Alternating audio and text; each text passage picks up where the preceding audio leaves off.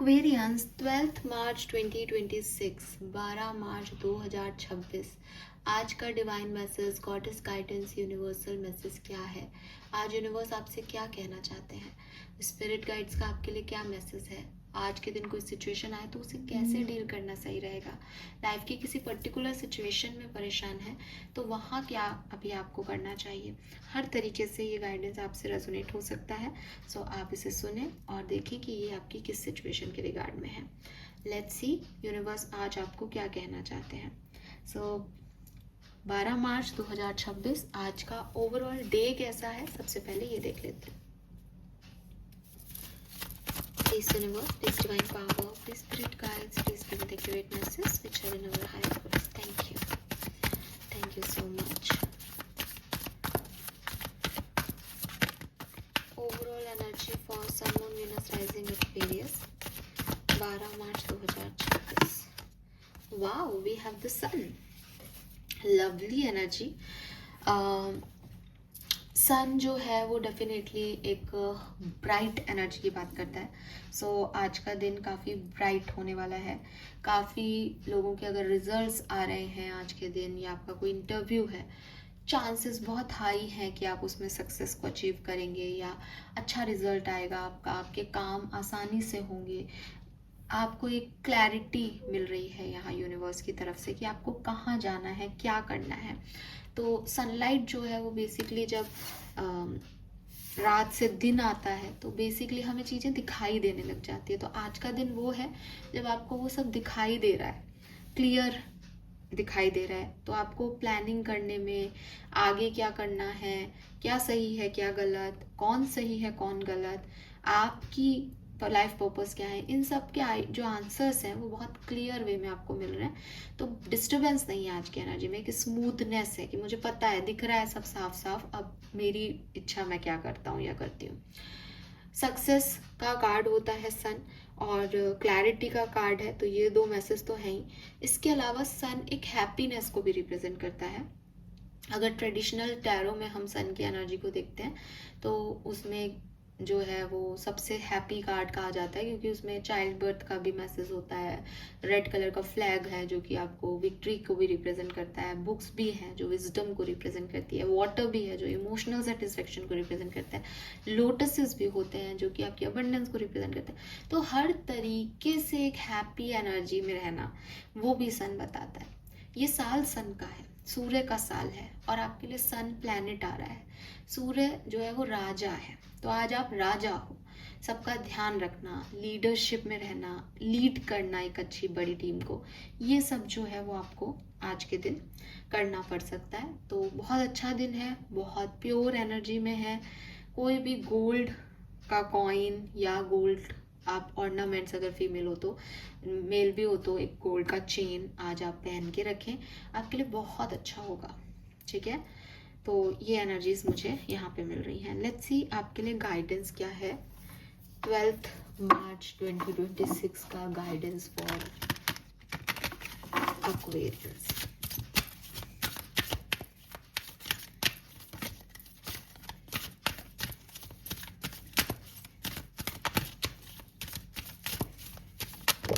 Okay, we have expect a miracle.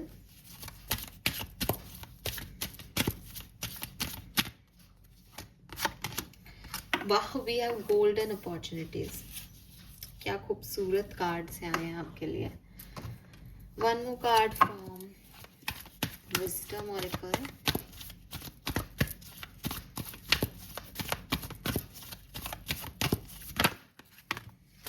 मैंने one ही चाहा था लेकिन यहाँ दो हैं तो मैं दोनों ले लेती हूँ। नेवर एंडिंग स्टोरी और ऑब्जर्वर। ठीक है, तो पहला मैसेज जो मैं आपको यहाँ पे देना चाहूँगी, जो मुझे एक्सपेक्ट अ मिरेकल कार्ड से दिखता है, और मैंने अभी थोड़ी देर पहले आपको बोला कि ट्रेडिशनल टैरो में सन की एनर्जी में भी एक छोटा बेबी दिखाते हैं, और यहाँ पे भी छोटा बेबी है, दिख रहा है आपको? ये किसी और का बच्चा नहीं है। आज की रीडिंग में यूनिवर्स कह रहे हैं दैट आपका इनर चाइल्ड बहुत हैप्पी होने वाला है एक्वेरियस। उसको कुछ अच्छा लगने वाला है, कोई सिचुएशन ऐसी घटने वाली है आपके चारों तरफ जिसमें वो अच्छा फील करेगा। तो अगर आप अपने इनर चाइल्ड को पे फोकस नहीं हो, अगर आप उस पर ध्यान नहीं दे रहे थे पिछले दिनों, तो आप अपनी जिंदगी में आने वाले हर सिचुएशन पे ज्यादा ध्यान देना शुरू करो, ताकि आपके इनर चाइल्ड को पता चल सके और वो चूज कर सके कि ये सिचुएशन तो मेरे हक में हो गई, मैं बहुत खुश हूँ। आपने जो भी प्रेयर्स की हैं अपने गॉड से, ईश्वर से, अल्लाह से, उनमें से कुछ प्रेयर्स मैनिफेस्ट हो रही है। आप अगले कुछ टाइम ड्यूरेशन में साक्षी बनोगे, और मे बी आज के ही दिन इस बात के साक्षी बनो, क्योंकि यहाँ सन की एनर्जी है, सक्सेस आपकी है, क्लैरिटी आपको मिल रही है। तो आप इस बात के साक्षी बनोगे कि मैंने अपने भगवान से जो मांगा उसने मुझे उससे बेहतर दिया। एंड इस बात से आपका इनर चाइल्ड बहुत हैप्पी है दैट उसने एक मिरेकल देखा, जो चीज़ हो ही नहीं सकती थी उसने उसको होता हुआ देखा, सिर्फ प्रेयर्स के दम पे, सिर्फ फेथ के दम पे। तो आप किसी ऐसी सिचुएशन में आने वाले हो, गाइडेंस आपके लिए यही है दैट मिरेकल्स उन्हीं के साथ होते हैं एक्वेरियस जो मिरेकल्स में बिलीव करते हैं। ठीक है, अगर कोई व्यक्ति फेथ नहीं रखता है, उसके साथ कभी भी चीजें होंगी ही नहीं। ऐसा नहीं है कि भगवान में विश्वास रखने वाले के लिए भगवान काम कर रहा है, ये वाला फिलॉसफी नहीं कह रही हूं मैं, ऐसा नहीं है। लेकिन यूनिवर्स का जो लॉ ऑफ अट्रैक्शन है ना, वो ऐसे काम करता है। कैसे? कि शाहरुख खान ने चाहा कि मेरा घर समुद्र के बिल्कुल सामने एक सी फेसिंग बंगलो होगा एक दिन। तो जब तक शाहरुख खान ने ये चाहा नहीं, तब तक वो बंगलो उसके लिए बनाया नहीं गया था। जहां चाहा वहां रहा। अगर आप एक्सपेक्ट करोगे कि मेरे साथ तो देखना मिरेकल ही होगा, लेकिन होगा जरूर। कि साहब तू कहाँ से एक नॉर्मल जो है लोअर मिडिल क्लास का आदमी, तू क्या सपने देख रहा है कि तू जो है विदेश जाकर के पढ़ाई करेगा?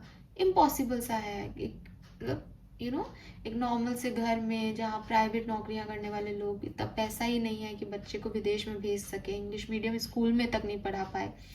लेकिन उस बच्चे ने यही चाह रखी, तो अब वो चाहे स्कॉलरशिप्स पाए, चाहे कोई उस पर कोई उसको मिल जाए, लेकिन वो मैनिफेस्ट कर चुका उस कहानी को कि मुझे तो भाई ये पाना ही है। इसीलिए हमेशा कहते हैं कि लॉ ऑफ अट्रैक्शन जो है वो आपकी हर इच्छा पूरी कर सकता है, बस तब जब आप दिल से चाहोगे।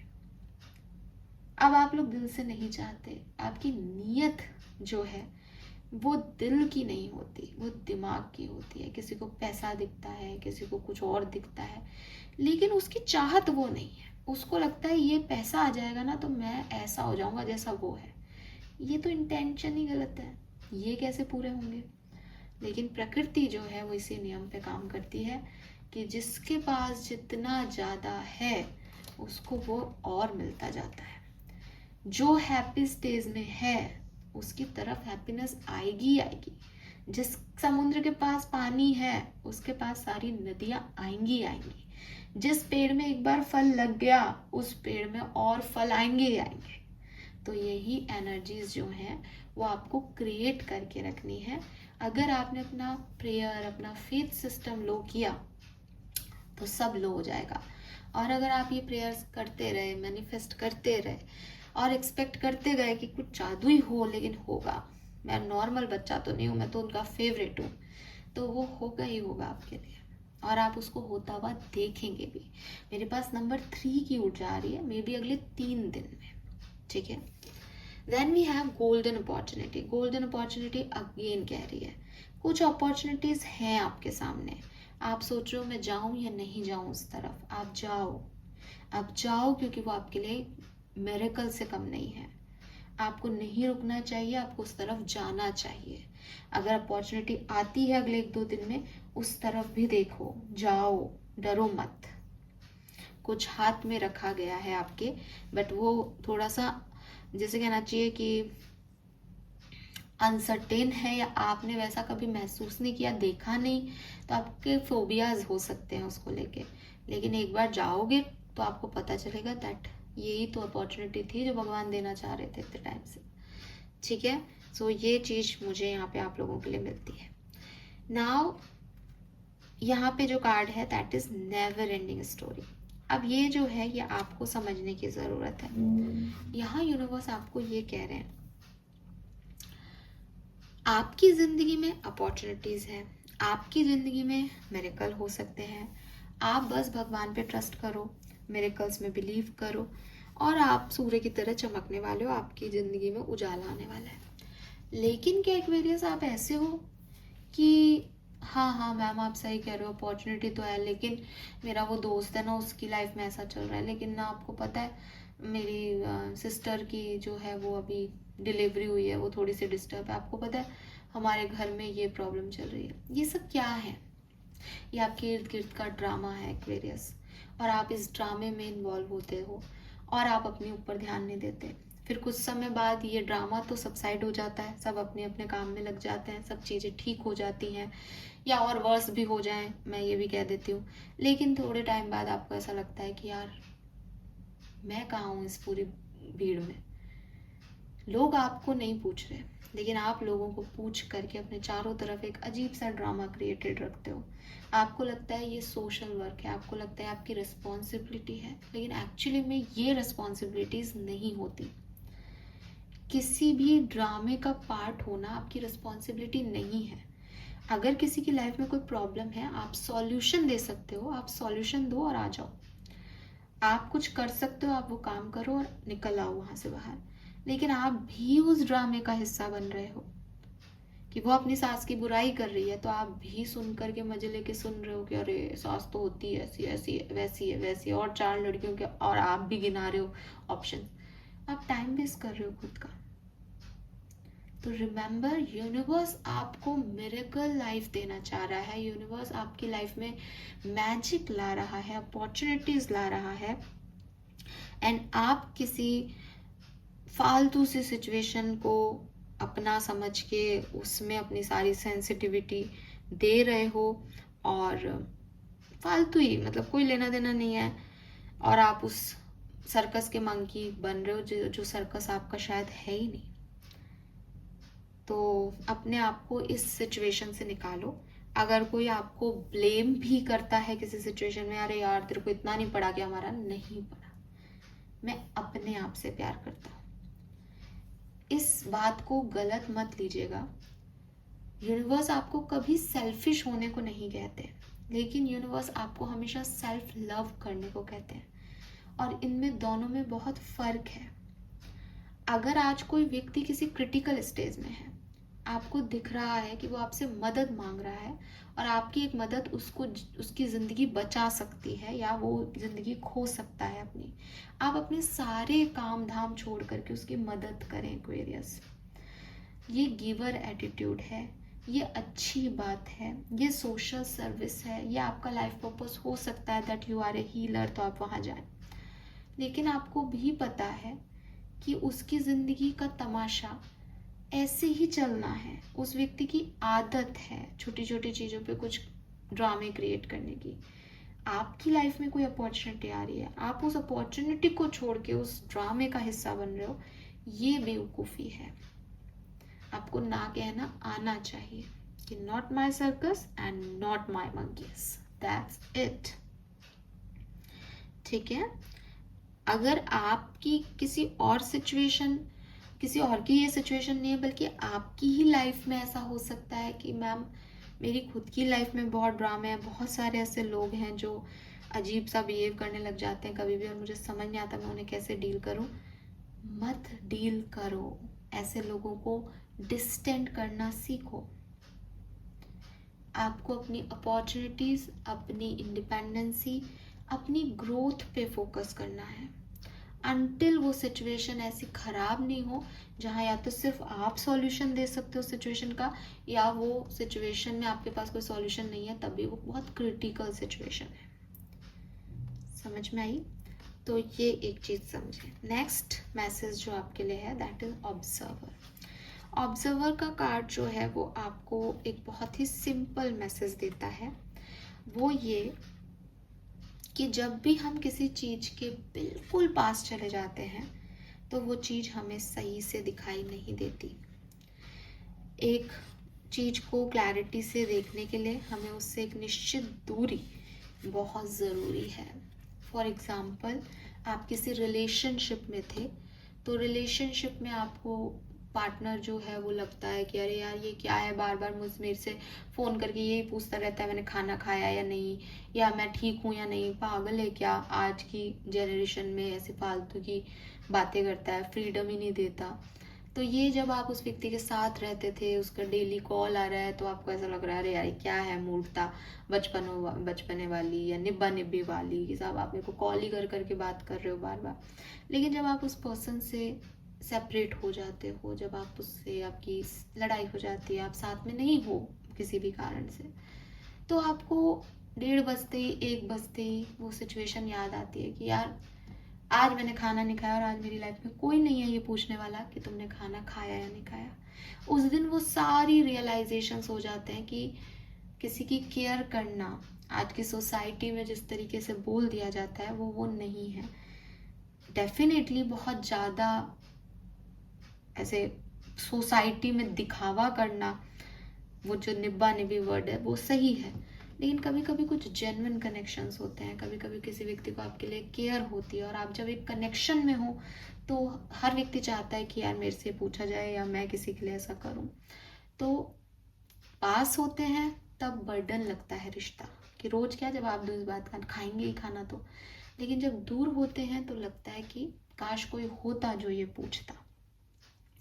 तो लाइफ जो है वो आपको अगर किसी चीज़ से डिस्टेंस दे रही है, किसी सिचुएशन से, किसी पर्सन से, तो बजाय उस सिचुएशन में या उस डिस्टेंस में रोने के, आप जब साथ थे तब क्या प्रॉब्लम्स थी उनको समझने की कोशिश करो। इस डिस्टेंस वाले एपिसोड में आपको रियलाइज होंगे तो आप उस व्यक्ति के पास जाके उसे समझा सकते हो, और अगर उनको रियलाइज होते हैं तो वो आपको समझा सकता है। तो डिस्टेंस बहुत ज़रूरी है। एक बॉलीवुड का गाना है, दूरियां भी हैं ज़रूरी, तो वही एनर्जी है यहाँ पे कि कभी कभी दूर से देखना ज़रूरी होता है, क्योंकि बिल्कुल क्लोजनेस में चीज़ें समझ में नहीं आती। ठीक है। एंड एक मैसेज मुझे आप में से काफ़ी लोगों के लिए ये भी मिलता है कि आपने शायद अपनी दुनिया को बहुत छोटा बना रखा है। आई डोंट नो, ये सबके लिए नहीं है, बट ये चैनल मैसेज है कि मे बी आपकी दुनिया 4-5 लोगों के इर्द गिर्द घूमती है, एक्वेरियस। ठीक है, आप थोड़ा सा बाहर निकलें और देखें कि ये दुनिया बहुत बड़ी है। जितनी आपकी रियलिटी है उससे कई बड़ी इस दुनिया की रियलिटी है। अपने परसेप्शन को एक बिगर पिक्चर दें, अपने सर्कमस्टेंसेस से, मतलब एक वो कुएं के मेंढक बनने की जगह थोड़ा सा बाहर निकलें। आपको दिखेगा कि जो सर्कमस्टेंसेस आप मानते हो कि बहुत ही क्रिटिकल है, शायद इतना रखते ही नहीं है, दुनिया में बहुत कुछ हो रहा है।